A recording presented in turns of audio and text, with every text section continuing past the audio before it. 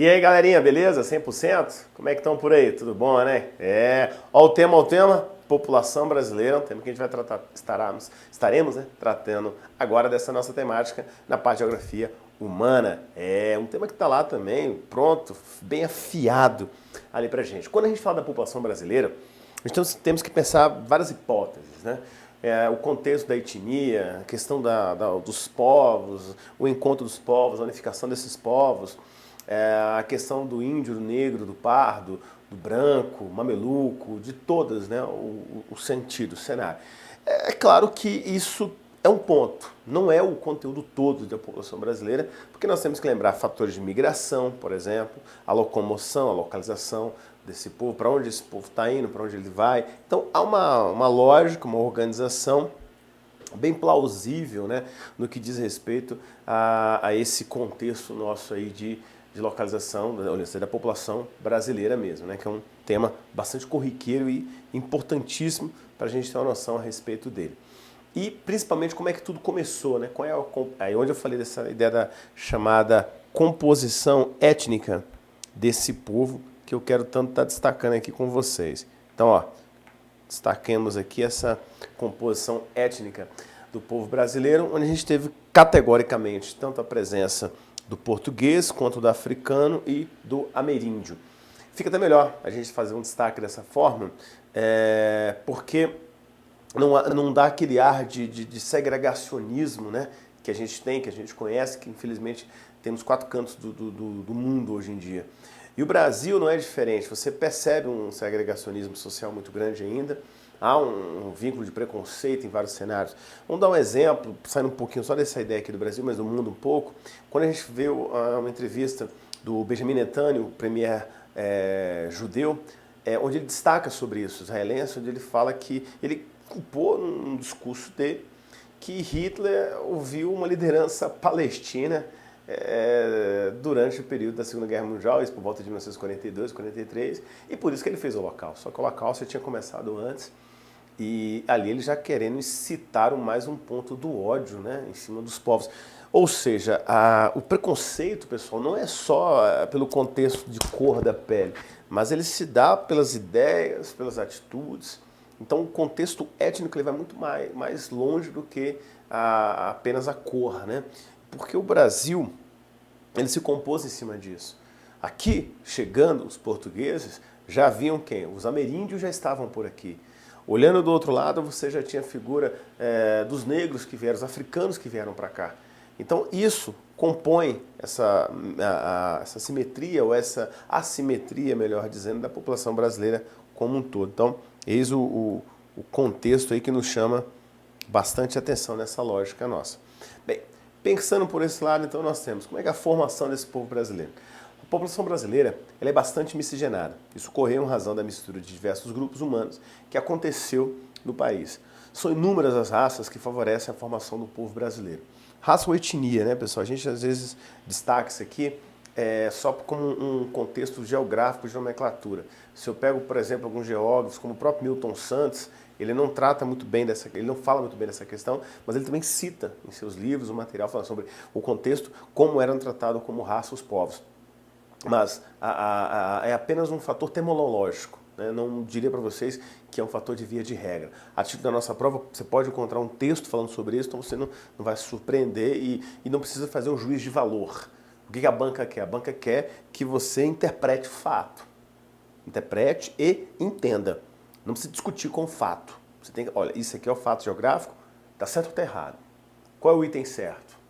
Só para vocês não esquecer desse pequeno detalhe aí que a gente tem nessa visão dele. O que mais? Então, detalhe, vamos lá. Próxima ideia nossa. Quando a gente fala dessa chamada, os principais grupos, né, foram os índios, como nós havíamos destacado aqui, os povos nativos dessa região nossa, os africanos, os escravos e os imigrantes europeus e asiáticos, sobretudo portugueses. Lembram que quando a gente fala dessa questão da população brasileira, nós tivemos também um fator de migração, finalzinho do século XIX. Exatamente, pessoal. Final do século XIX, nós tivemos uma onda migratória que traz para cá também italianos, alemães, e isso fortalecido a partir desse segmento, né, de migrações que a gente teve nesse nosso cenário aí também. Então isso nos dá um pouco dessa ideia. Formação desse estilo, nós temos um esqueminha. Olha a etnia brasileira, então, para a gente ter uma ideia básica. O índio, o branco, o negro e o amarelo asiático. Aí você veio com depois os mestiços, aí vem o mulato, caboclo, caiçara, o mameluco, caipira, capial, o índio mais branco, cafuso, índio mais negro, o chamado Aimacó, né? Ainacó misturado, que é o branco, mas o japonês. Então são várias etnias. Isso foi o primeiro ponto lá atrás. Ainacó, os outros grupos, quando eu me refiro com essa formação desse povo aí como um todo. Então daí a gente tem um pouco dessa noção, né, dessa realidade do que o povo brasileiro pode nos apresentar logo logo também, né? E os pardos? Formação a partir do contexto dos pardos. Cafusos, negros mais indígenas, os caboclos, brancos mais indígenas, os mulatos, negros mais brancos. Estima-se que na época em que os portugueses chegaram, haviam cerca de 2 milhões de indígenas. Hoje em dia não passamos de 50 ou 100 mil, talvez, indígenas, né? Só para vocês terem uma ideia. Em 2000, 700 mil brasileiros se declararam indígenas ao responder o censo demográfico. Então, o último censo, isso há 10 anos, há 15 anos atrás, né, digamos assim, grupos étnicos ali. Então, isso misturados, porque indígenas, sem ser a quantidade de misturas, né, realmente 100, 200 mil, olha lá. Mas a declaração 700 mil se dá pelas as origens indígenas, que também não tem problema nenhum a população fazer esse tipo de coisa, né? Os brancos chegaram tanto na condição de proprietários de terra como na de camponeses, trabalhadores urbanos ou aventureiros. É claro que isso se deu muito no começo, né, quando Portugal estava organizando isso aqui. Portugal precisava ampliar esse território nosso e trouxe poucos para cá, mas os que trouxeram acabaram gerando essa mistura. A questão da presença mais de mulheres europeias aqui, isso já vai acontecer a partir do cenário do segundo ciclo econômico. É importante a gente fazer uma relação sobre isso. Quando nós falamos na nossa temática das aulas sobre indústria e tal, destacamos sobre essa visão também, dessa questão do ciclo açucareiro. Então você tinha a presença de mulheres aqui, mas ainda muito pouco, muito esporádico isso, né? Já os negros chegaram com os escravos, né, como escravos. No total, mais de 4 milhões de negros foram escravizados. Isso os que vieram para cá, só para a gente ter uma ideia, né? Lembramos então da mistura do Brasil com o mulato, europeu, branco mais africano, negro, o caboclo ou mameluco, europeu, branco mais o índio, o cafuso, né, que é o africano negro mais o índio também. Então a mistura é muito grande. É tanto que muitos desses que se declaram indígenas também são meio que cafusos, né? Então foram algumas classificações que a gente teve ao longo desses tempos ali. Associados a essa visão, a gente pode lembrar aqui também o que nós temos como a figura do operário. Os operários, né? Um exemplo da obra de arte, inclusive, que já esteve livro de história, da Tarsila do Amaral. Este quadro mostra a miscigenação do povo brasileiro. Claramente você vê aqui uma mistura de vários desses povos espalhados, o negro, o branco, o asiático, o cafuso, o mulato, né? Todos nessa esfera também. Observando por esse contexto desse nosso mapa, a gente observa, então, vê essa composição a partir dos povos, onde é que tem a maior concentração dele. Até porque, pessoal, se eu lembro o que o IBGE ainda faz, é por isso que a gente tem que fazer esse destaque dessa forma de divisão étnica, porque na pesquisa tem essa pergunta, né? A pessoa se declara o quê? Branco, negro, certo? Asiático, indígena. Então tem esse tipo de pergunta ainda lá, que é fatídica no Brasil, né? E aí nós temos, então, observe na cor azul, esse tom aqui que eu vou estar destacando, ao branca. Cor branca, uma concentração na região sudeste, certo? Até pelo contexto da população também. A de cor preta, você tem uma quantidade também na região sudeste. O pardo, isso se dá em todas, né? Na região praticamente norte, nordeste, uma grande concentração. Não supera no sul e no sudeste.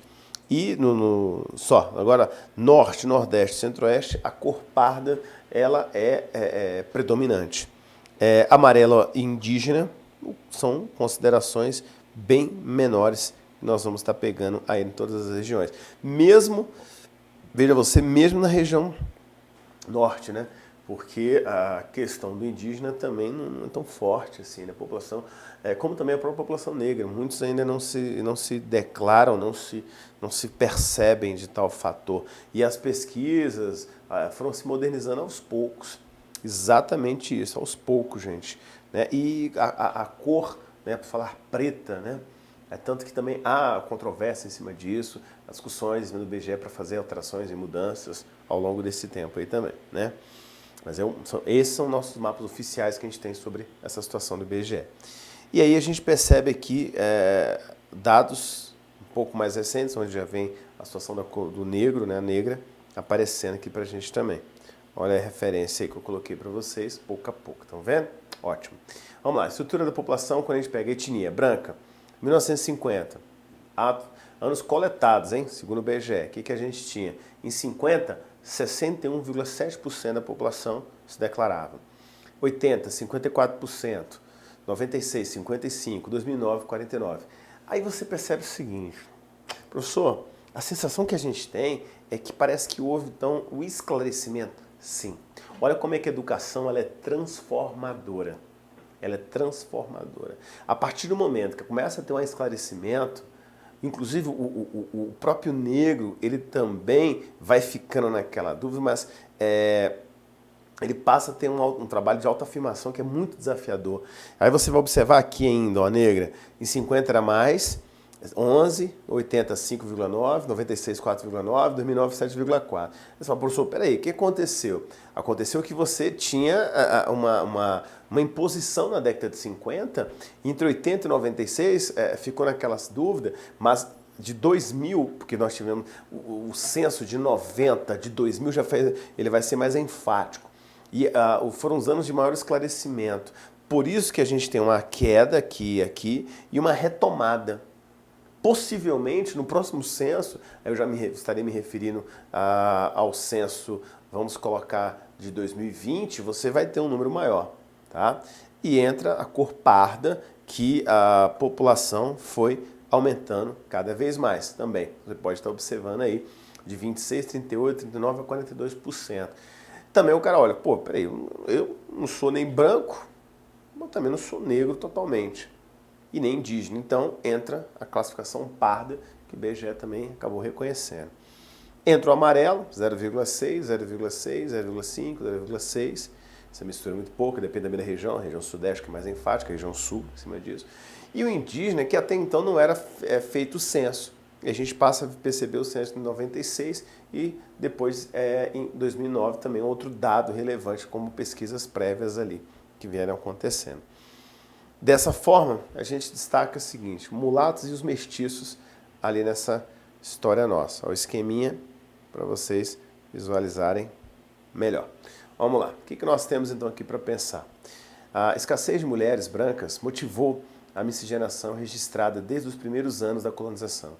Na abolição da escravidão, 88, os negros representavam 13% da população brasileira, os mestiços 40%. Teorias racistas da época baseavam-se na crença, né, como eles colocavam, da inferioridade biológica da raça negra. Progressivamente ganha espaço ideias de valorização da miscigenação.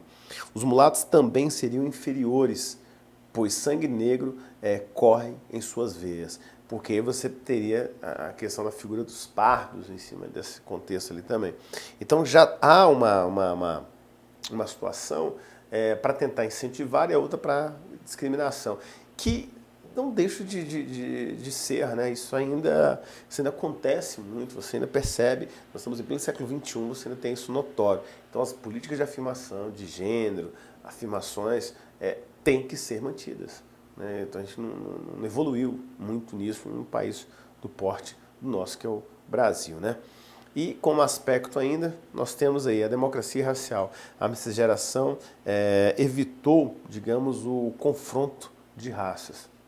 Que aí foi o detalhe, porque negro só casando com negro, branco só com branco, mas nós teríamos o quê? Uma África do Sul, um sistema de apartação social, uma apartheid da vida em pleno Brasil. Então essa mistura proporciona essa coisa legal da mistura, que o povo brasileiro é miscigenado, sim, tem que continuar dessa forma, sim, temos que incentivar cada vez mais isso. Então, você tem essa percepção muito bacana ainda, né? Isso é um ponto, né?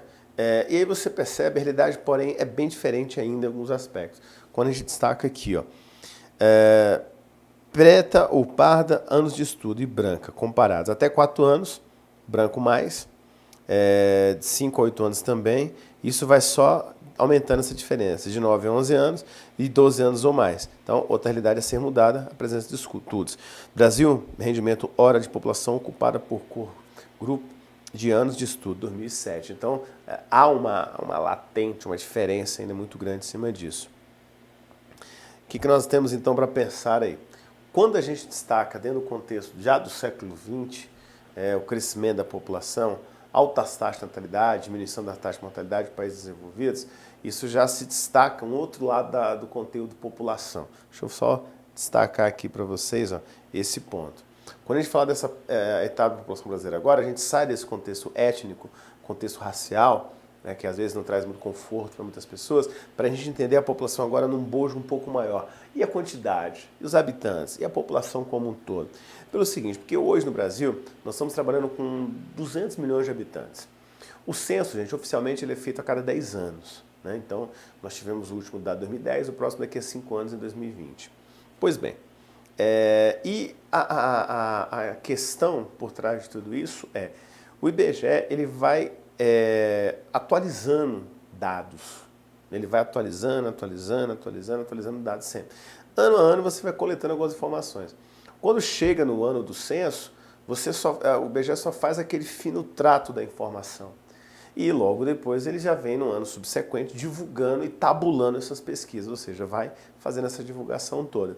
É onde a gente trabalha com alguns dados que são fundamentais para saber se um país é desenvolvido, como eu estou marcando para vocês aí, ou é um país subdesenvolvido.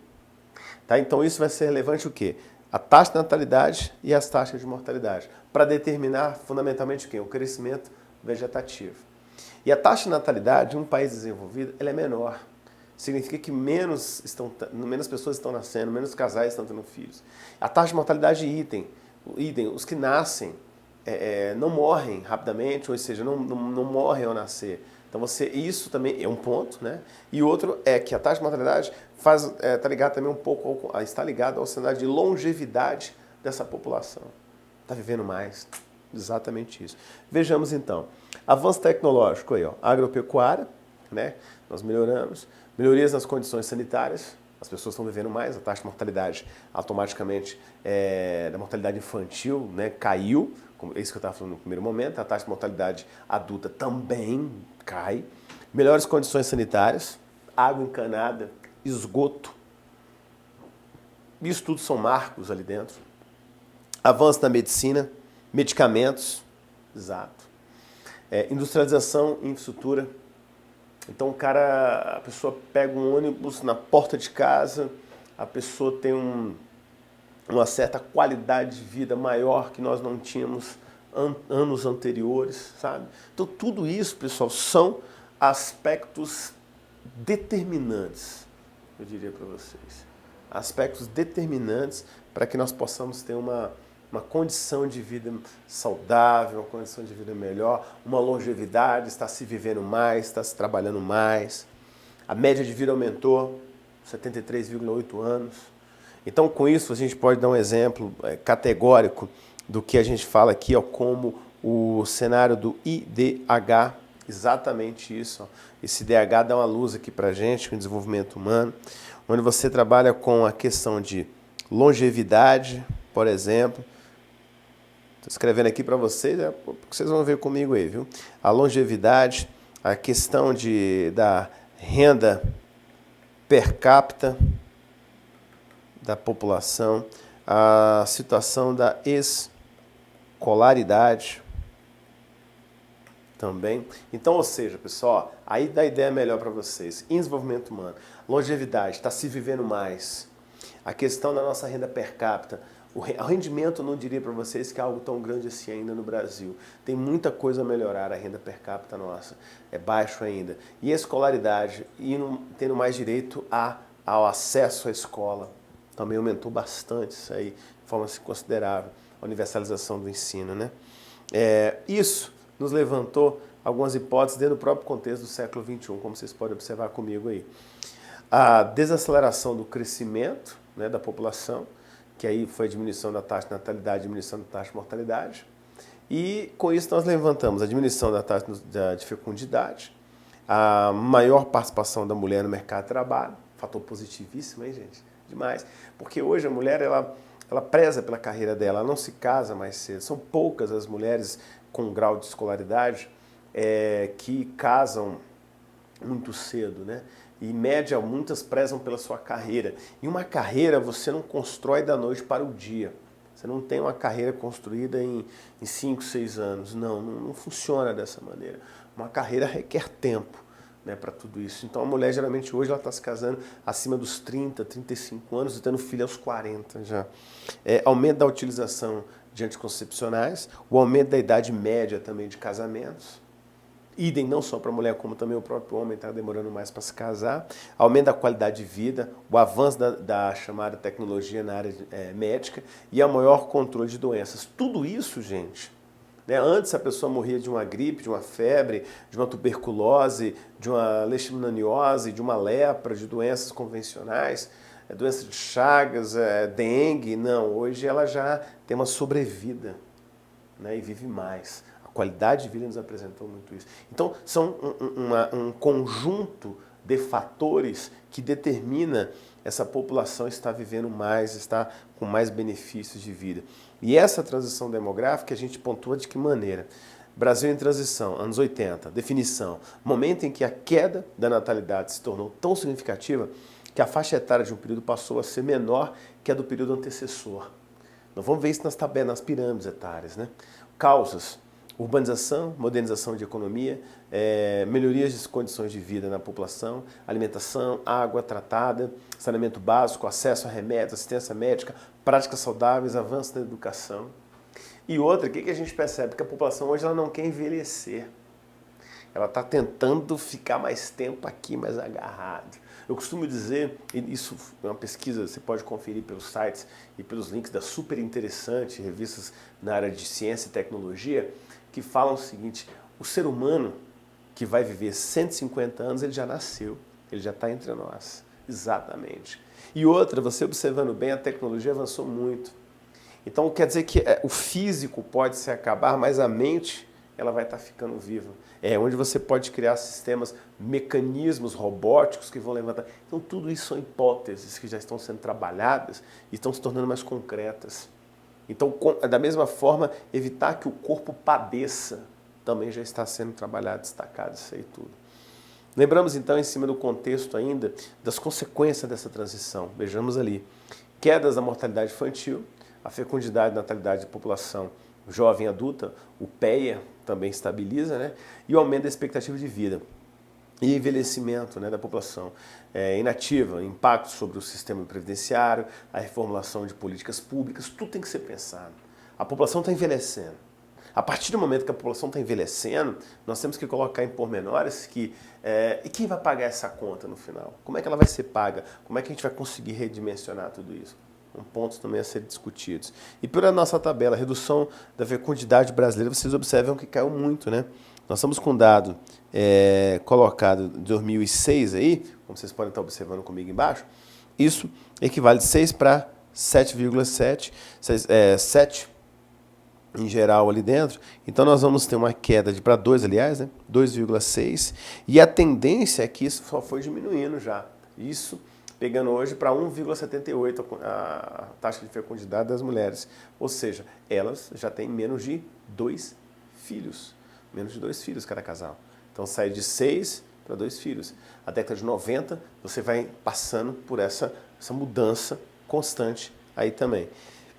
Observamos ainda dentro dessa questão, nesse pequeno gráficozinho aí, nesse esqueminha, olha só. Nas décadas 50, 60, a maior parte dos países desenvolvidos registrou taxas elevadas de incremento populacional. Desde a década de 70, a população brasileira cresce em ritmo cada vez mais lento. Ou seja, estamos chegando à situação de país desenvolvido. Essa dimensão do crescimento vegetativo, resultado direto da queda da taxa de fecundidade. Então, ou seja, as mulheres estão tendo menos filhos. Nos anos 60, cada brasileiro teve, em média, 6 filhos. Nos anos 80 e 84, o número de média de filhos por mulher recuou para 3,4. Em 2006, cada brasileiro teve, em média, 2 filhos. A gente vê que esse número já foi só reduzindo. Com isso, a gente pensa por aqui. Ó. Olha essa outra tabela nossa. Brasil, quando a gente fala de taxa de crescimento anual da população. 50, né? 60, 70, ali, taxa, 24, 30, 2,4, aliás, 3, 2,9, 2,5, 1,9, 1,6 e 1,4. A taxa média de crescimento anual da população. O que a população estava vivenciando? Ela está diminuindo. Então, percebemos, foi registrada a maior evolução da taxa de crescimento populacional atingindo em 60, a taxa de 2,99 ao ano. A partir da década de 60, começou a ocorrer uma desaceleração demográfica contínua, como a gente pôde ver ali agora. Então, essa taxa só foi diminuindo, gerando quedas, né? E após o fim da Segunda Guerra Mundial, em diante o Brasil, né, assiste a uma desaceleração do seu crescimento.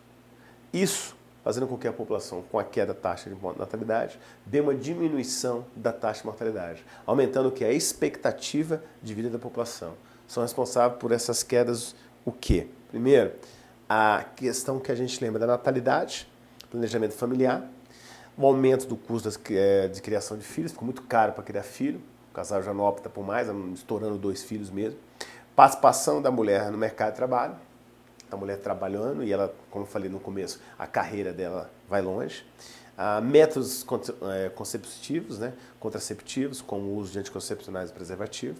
E a mortalidade, o avanço da medicina, o saneamento básico, a distribuição de medicamentos, a construção de postos de saúde e hospitais. Mesmo que você não tenha aquela qualidade toda, mas o atendimento emergencial, esse existe, esse está para aí, para nós, sem sombra de dúvidas. E perspectivas, aí nós vamos chegar a perspectivas.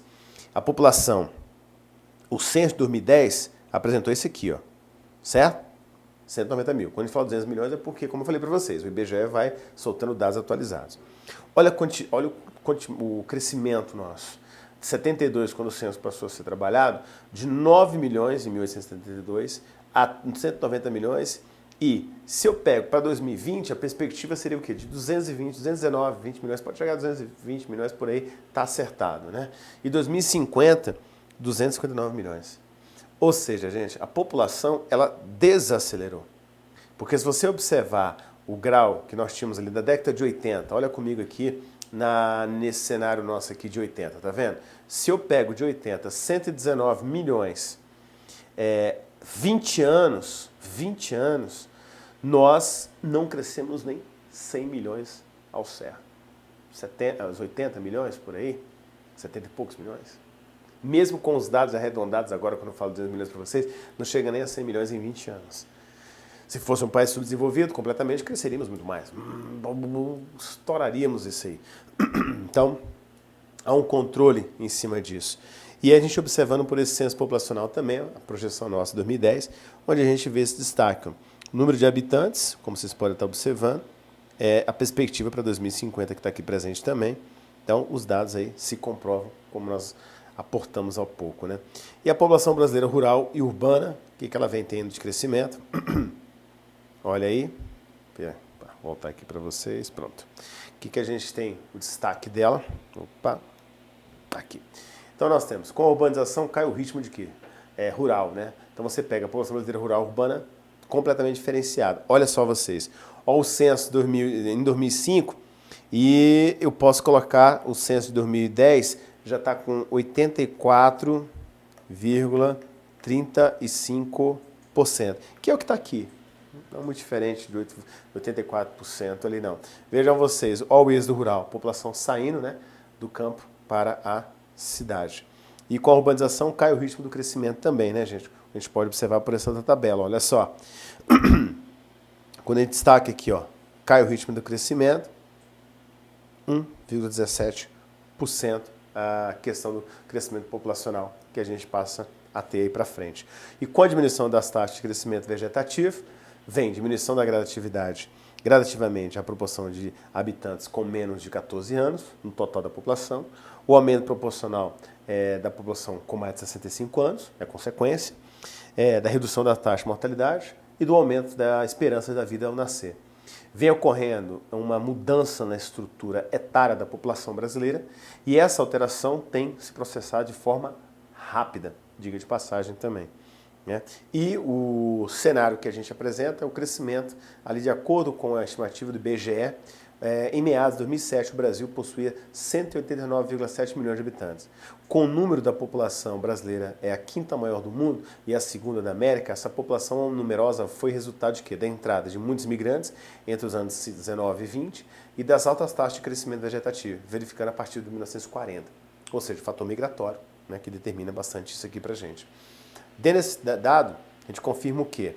Países com maior população absoluta, China, 1 bilhão e 300 milhões, Índia 1 bilhão e 135, Estados Unidos 303 milhões, Indonésia, Estados Unidos também que vai estabilizar, Indonésia 228 e Brasil 183.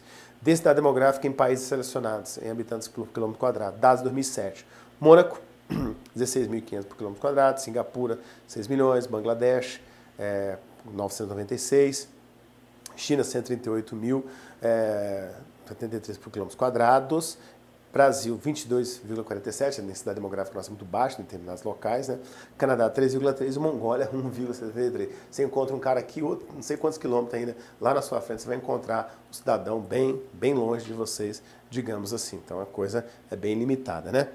Com isso a gente percebe que população relativa ou densidade demográfica é o total dos habitantes da divisão pela área que ocupam ou é a média de distribuição da população total pelo território. Como a gente pode observar, nesse gráfico abaixo, ó, podemos concluir que o Brasil possui uma baixa densidade demográfica, pois está muito abaixo da média mundial. Portanto, o Brasil é um país populoso e pouco povoado.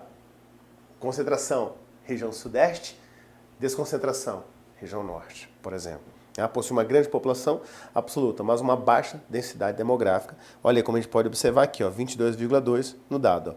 Ó. O mundo, 43. Nós temos menos do que o mundo, diga de passagem aí também. E a maior parte da população brasileira, cerca de 75%, está concentrada numa faixa de até 300 km de distância do Brasil. Nessa região, localiza a maioria das metrópoles do Brasil. Sudeste é um foco, né? A ocupação do litoral teve início na época da colonização. A instalação das cidades da região litorânea facilitava a comunicação com a metrópole e com a produção brasileira. Era voltada para quê? Para exportação, agilizava também o transporte dos produtos e portos. E outra, né, gente? Lá se concentrou e depois as indústrias também foram concentrando locomoção, fica mais fácil para você distribuir a população. E aí a gente vê o mapa, a distribuição da população. Usamos expressamente a distribuição da população para designar a maneira pela qual a população de certo lugar está distribuída em seu território. E observamos o litoral completamente recheado aí dessa população nossa, né? E no caso do Brasil, a distribuição populacional é bastante regular, havendo a concentração da população nas zonas litorâneas, especialmente no Sudeste, na zona da Mata Nordestina, né? Sendo que a região Sul também corresponde a um núcleo muito importante. Juntas essas três regiões reúnem 82% da população que se distribui, 36% do território brasileiro. Ocorre o quê? O contrário, quando analisamos a densidade demográfica na região Norte e Centro-Oeste. Ela pode chegar a ser inferior a 2 habitantes por quilômetro quadrado, sendo que a área dessas duas regiões corresponde a 64% do território nacional, só para você ter ideia, né? Mas é muita área de pasto, pouca gente, a urbanização se deu na região Sudeste, propriamente dito. Aí a gente tem uma base, né, do que eu falei para vocês. Bacana esse tema de população, porque a gente tem uma noção básica de como surgimos e de como estamos hoje em dia, né? Bem distribuídos ou mal distribuídos nessa questão toda. Beleza, galera? Então, firme, foco sempre, rumo ao gabarito. Valeu!